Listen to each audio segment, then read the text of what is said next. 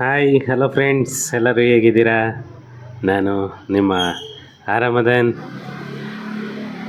Friends, ಒಂದು ವಿಷಯ ಏನಂತ ಅಂದರೆ,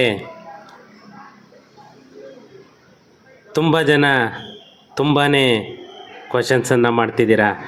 ಯಾಕಂತಂದರೆ ಎಲ್ಲರ ಟಾಪಿಕ್ಕೂ ನಾನು ಖಂಡಿತ ವಿಡಿಯೋ ಮಾಡೋದಕ್ಕಾಗಲ್ಲ, ನನಗೂ ಟೈಮ್ ಬೇಕಾಗುತ್ತೆ. ಯಾಕಂತಂದರೆ ಪ್ರತಿಯೊಬ್ಬರೂ ಒಂದೊಂದು ಟಾಪಿಕ್ ಬಗ್ಗೆ ಹೇಳ್ತಾ ಇದ್ದೀರಾ, ಅದು ತುಂಬಾ ಟೈಮ್ ತೊಗೊಳುತ್ತೆ. ಪ್ರತಿಯೊಬ್ಬರ ಸಮಸ್ಯೆನೂ ನಾನು ಮ್ಯಾಕ್ಸಿಮಮ್ ಕ್ಲಿಯರ್ ಮಾಡೋದಕ್ಕೇ ಟ್ರೈ ಮಾಡ್ತೇನೆ. ಯಾಕಂತಂದರೆ ಒಬ್ಬೊಬ್ಬರು ಒಂದೊಂದು ಇಲ್ಲಿದಲ್ಲ, ಥ್ರೋಟ್ ಕರ್ನಾಟಕ ಎಲ್ಲ ಕಡೆಯಿಂದನೂ, ಅದರಲ್ಲೂ ಮ್ಯಾಕ್ಸಿಮಮ್ ನಾರ್ತ್ ಕರ್ನಾಟಕದಿಂದ ತುಂಬಾ ಕಾಲ್ಸ್ ಬರ್ತಿದೆ. ಯಾಕಂತಂದರೆ ಅಲ್ಲಿ ಇದ್ದಷ್ಟು ಸಮಸ್ಯೆ ನಿಜವಾಗೂ ಯಾವ ಕಡೆಗೂ ಇಲ್ಲ ಅನಿಸುತ್ತೆ. ನಮ್ಮ ಕರ್ನಾಟಕದಲ್ಲಿ ಕಂಪೇರ್ ಮಾಡಿದ್ರೆ ನಮ್ಮ ಸೌತ್ ಕರ್ನಾಟಕ ಎಷ್ಟೋ ಬೆಟರ್ ಅನಿಸುತ್ತೆ. ಅಷ್ಟು ಜನ ಕಾಲ್ಸ್ ಮಾಡಿ ಹೇಳ್ತಿದ್ದಾರೆ. ಯಾಕಂದರೆ ನಮ್ಮ ಗೌರ್ನಮೆಂಟು ಇಷ್ಟೊಂದು ಕೆಲಸಗಳಲ್ಲಿ ಹಿಂದೆ ಇದೆ ಅಂತಂದರೆ ನಿಜವಾಗೂ ನಂಬಲಿಕ್ಕೂ ಆಗ್ತಾಯಿಲ್ಲ. ಇವತ್ತು ಕೂಡ ಒಬ್ಬರು ಫೋನ್ ಮಾಡಿದರು. ಸುಮಾರು 40-45 ವರ್ಷದಿಂದ ಪ್ರಾಪರ್ಟಿ ಟ್ಯಾಕ್ಸ್ ಕಟ್ತಿದ್ದಾರಂತೆ. ಅವರಿಗೆ ಇವತ್ತು ಕೂಡ ಯಾವುದೇ ಹಕ್ಕುಪತ್ರ ಕೊಟ್ಟಿಲ್ಲ ಅಂತೆ. ಯಾವುದೇ ಥರ ಡಾಕ್ಯುಮೆಂಟೇಷನನ್ನು ಅಂತಂದರೆ 9 and 11 ಅನ್ನೋದೊಂದು ಡಾಕ್ಯುಮೆಂಟ್ ಮಾಡಿಕೊಟ್ಟಿದ್ದಾರೆ. ಆ 9 and 11 ಅನ್ನೋದೊಂದು ಖಾತಾ ಕೊಟ್ಟುಬಿಟ್ಟು 40-45 ವರ್ಷದಿಂದ ಟ್ಯಾಕ್ಸ್ ತೊಗೊಳ್ತಿದ್ದಾರೆ ಅಂತೆ ನಮ್ಮ ಗೌರ್ನಮೆಂಟು. ಅಲ್ಲಿಗೆ ಲೆಕ್ಕ ಹಾಕಿ ನಮ್ಮ ಗೌರ್ನಮೆಂಟು ಜನಗಳ ಹತ್ರ ಯಾವ ಥರ ವಸೂಲಿ ಮಾಡ್ತಿದೆ ಅಂತ ಹೇಳಿಬಿಟ್ಟು.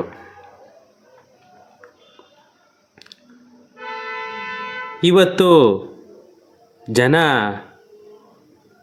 ಯಾವ ಮಟ್ಟದಲ್ಲಿ ಇದ್ದಾರೆ ಅಂತಂದರೆ ನಿಜವಾಗೂ ನಂಬಕ್ಕೂ ಆಗ್ತಾ ಇಲ್ಲ ಗೌರ್ನಮೆಂಟನ್ನು. ಆ ಥರ ಇದೆ.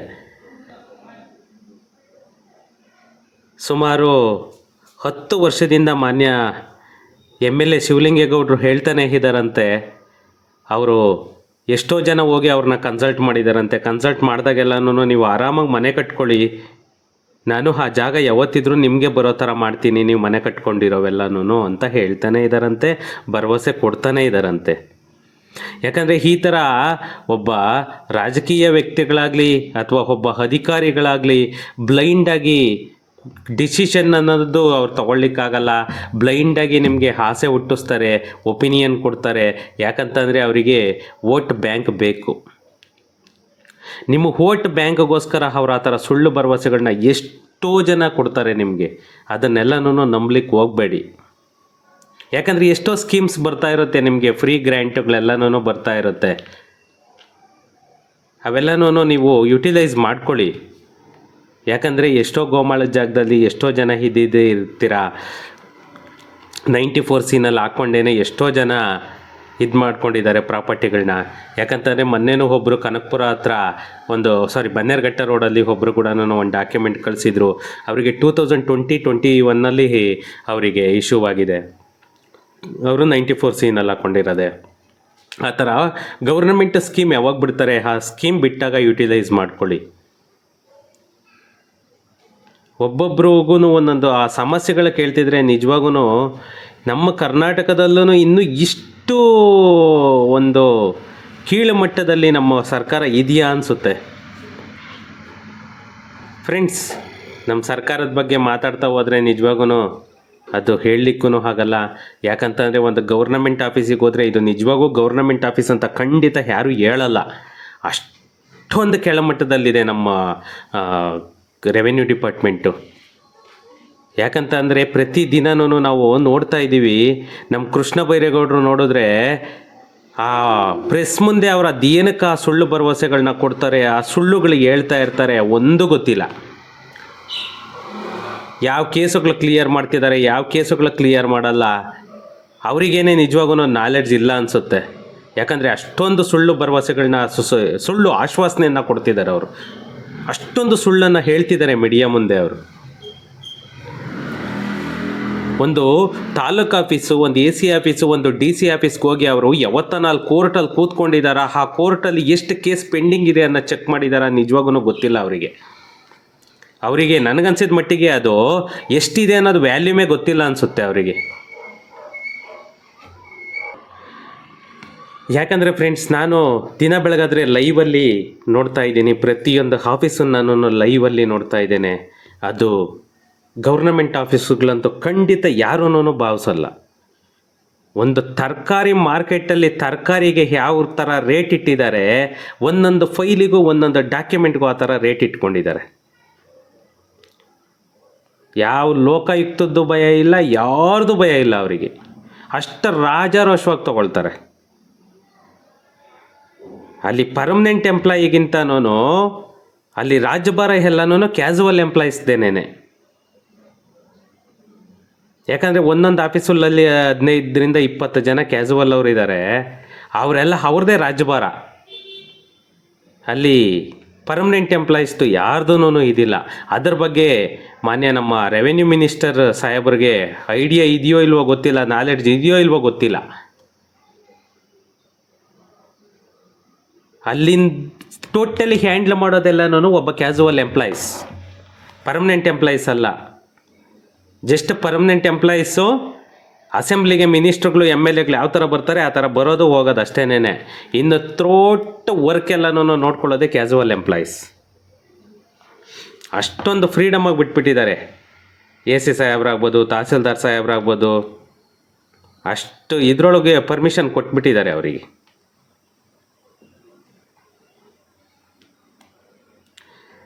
ಫ್ರೆಂಡ್ಸ್, ಇರಲಿ, ನಮ್ಮ ಸರ್ಕಾರದ ಆಫೀಸುಗಳನ್ನ ಪುಣ್ಯಾತಮರು ಯಾರು ಹೇಳಿದ್ರು ಸರ್ಕಾರದ ಕೆಲಸ ದೇವ್ರ ಕೆಲಸ ಅಂತಂದೇಳಿ, ನಮ್ಮ ಅಪ್ರಾಣೆಗೂ ಅದಕ್ಕೆ ಸಂಬಂಧನೇ ಇಲ್ಲ ಬಿಡಿ. ಅವ್ರು ಮಾಡೋ ಕೆಲಸಕ್ಕೂ ದೇವ್ರ ಕೆಲಸ ಅಂತಂದೇಳಿ ಇಲ್ಲಿವರೆಗೂ ಯಾವ ಎಂಪ್ಲಾಯೀಸು ಮಾಡಿದ್ದು ನೋಡಿಲ್ಲ. ನಾನು ನೋಡ್ತೀನೋ ಇಲ್ವೋ ಗೊತ್ತಿಲ್ಲ. ಅದನ್ನು ಚೇಂಜ್ ಮಾಡಲಿಕ್ಕಂತೂ ಆಗಲ್ಲ ಬಿಡಿ.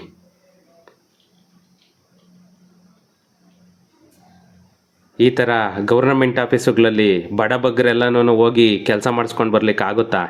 ದುಡ್ಡಿರೋನು ಮಾತ್ರ ಹೋಗ್ಬೇಕಷ್ಟೇ ಅಲ್ಲಿಗೆ. ದುಡ್ಡಿಲ್ಲದೆ ಇರೋವನ ಫೈಲು ಉಲ್ಟಾ ಹೊಡೀತು, ಪಕ್ಕ ಉಲ್ಟಾ. ಅದೇನೇ ಇರಲಿ, ಅವ್ರ ಕಡೆಗೆ ಎಷ್ಟೇ ಗ್ರೌಂಡ್ಸ್ ಸ್ಟ್ರಾಂಗ್ ಇರಲಿ, ಅವ್ರ ಕಡೆಗಂತೂ ಮಾಡಲ್ಲ. ದುಡ್ಡು ಕೊಟ್ಟರೆ ಮಾತ್ರ ಅವ್ರ ಕಡೆಗೆ ಆಗೋದು ಕೇಸು. ಆ ಥರ ಕಮಿಟ್ ಆಗಿಬಿಟ್ಟಿದ್ದಾರೆ. ಅಲ್ಲಿ ಕೇಸ್ ವರ್ಕರ್ ಏನು ಬರೆದಿಟ್ರೆ ಕಣ್ಣು ಮುಚ್ಕೊಂಡು AC ಸೈನ್ ಹಾಕೋದು. ಅಷ್ಟೊಂದು ನೀಚವಾಗಿದೆ. ಅವರಿಗೆಲ್ಲನೂ ಯಾರು ಬುದ್ಧಿ ಕಲಿಸ್ತಾರೆ, ಯಾರು ಇದಿಲ್ಲ. ಸುಮ್ಮನೆನೇ ಆ KRS ಪಕ್ಷದವ್ರನ್ನ ಬೈಕೊಂಡು ಹಂಗೆ ಬೈಕೊಳ್ತಾರೆ.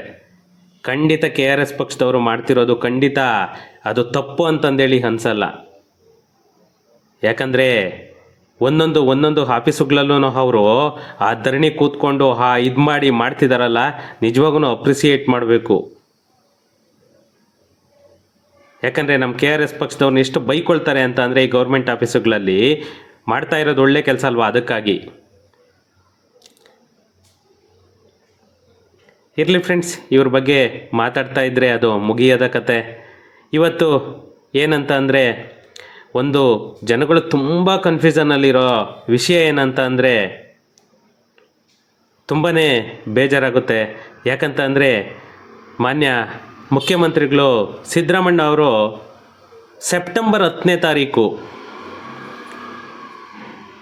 ಆ 10ನೇ ತಾರೀಕು ಒಳಗಡೆ ಯಾವ್ಯಾವುದು ಸೈಟ್ ರಿಜಿಸ್ಟ್ರೇಷನ್ ಆಗಿದೆ, ಯಾವ್ಯಾವುದು ಮನೆಗಳು ರಿಜಿಸ್ಟ್ರೇಷನ್ ಆಗಿದೆ, ಅವಕ್ಕೆ ಮಾತ್ರನೇ ಖಾತಾ ಕೊಡಿ ಅಂತಂದೇಳ್ಬಿಟ್ಟು ಒಂದು ಸರ್ಕ್ಯುಲರ್ ಮತ್ತು ಅಮೆಂಡ್ಮೆಂಟನ್ನು ಇದು ಮಾಡಿದ್ರು. ಆ ಸೆಪ್ಟೆಂಬರ್ 10ನೇ ತಾರೀಕು ಯಾಕೆ ಇವ್ರು ಇದು ಮಾಡಿದ್ರು? ಯಾಕಂತಂದರೆ ಅಫಿಷಿಯಲಿ ಬಂದುಬಿಟ್ಟು ಅವರು ಅಕ್ಟೋಬರ್ 1ನೇ ತಾರೀಕಿಂದ ವಿತೌಟ್ ಈ ಖಾತಾ ಮಾಡಬಾರ್ದು ಅಂತಂದೇಳಿ ಇದು ಮಾಡಿದ್ರು. ಫಸ್ಟ್ ಅನೌನ್ಸ್ ಮಾಡಿದ್ದು ಅವರೇನೇನೆ, ಅಕ್ಟೋಬರ್ ತಿಂಗಳಿಂದ ಮಸ್ಟ್ ಆ್ಯಂಡ್ ಶುಡ್ಡು ಈ ಖಾತಾ ಬೇಕೇ ಬೇಕು. ಅಕ್ಟೋಬರ್ ತಿಂಗಳಿಂದ ಈ ಖಾತಾ ಇಲ್ಲ ಅಂತಂದರೆ ಯಾವುದೇ ಕಾರಣಕ್ಕೂ ರಿಜಿಸ್ಟ್ರೇಷನ್ ಮಾಡಲ್ಲ ಅಂತಂದೇಳಿ ಫಸ್ಟ್ ಎಲ್ಲನೂ ಪ್ರಿಲಿಮಿನರಿ ನೋಟಿಸ್ ಥರ ಅವರೆಲ್ಲ ಕಡೆಗೂ ಮೀಡಿಯಾದಲ್ಲೂ ಎಲ್ಲ ಕಡೆಗೂ ಇದು ಮಾಡಿದ್ರು. ಆಮೇಲೆ ಮೊನ್ನೆ ಖಾತಾಗಳು ಅನೌನ್ಸ್ ಮಾಡಬೇಕಾದ್ರೆ ಸೆಪ್ಟೆಂಬರ್ 10ನೇ ತಾರೀಕು ಒಳಗಡೆ ಆಗಿರೋವು ಅಂತಂದೇಳಿ ಇದು ಮಾಡಿದ್ರು. ಸೆಪ್ಟೆಂಬರ್ 10ರಿಂದ ಅಕ್ಟೋಬರ್ ಅವರೆಗೂ ರಿಜಿಸ್ಟ್ರೇಷನ್ ಆಗಿರೋ ಸೈಟುಗಳೇನಾಗಬೇಕು, ಆ ಪ್ರಾಪರ್ಟಿಗಳೇನಾಗಬೇಕು, ಅವಕ್ಕೆ ಯಾಕೆ ಖಾತಾ ಕೊಡಲ್ಲ? ಏನು ಸೆಪ್ಟೆಂಬರ್ 10ನೇ ತಾರೀಕೇನು ಶುಭ ಮುಹೂರ್ತನ ಇವರಿಗೆ? ಏನು ಅದಕ್ಕೆ ರೀಸನ್ನು? ಎಲ್ಲೂ ಇವರು ರಿಫ್ಲೆಕ್ಟ್ ಮಾಡಿಲ್ಲ ಅದು ಏನು ರೀಸನ್ ಅಂತ ಹೇಳ್ಬಿಟ್ಟು. ಇವರು ಅಫಿಷಿಯಲಿ ಅನೌನ್ಸ್ ಮಾಡಿದ್ದು ಅಕ್ಟೋಬರ್ 1ನೇ ತಾರೀಕಿಂದ ಯಾವುದೇ ಕಾರಣಕ್ಕೂ ಕೂಡ ಈ ಖಾತಾ ಇಲ್ಲದೆ ರಿಜಿಸ್ಟ್ರೇಷನ್ ಮಾಡೋಂಗಿಲ್ಲ ಅಂತ ಹೇಳ್ಬಿಟ್ಟು. ಬಟ್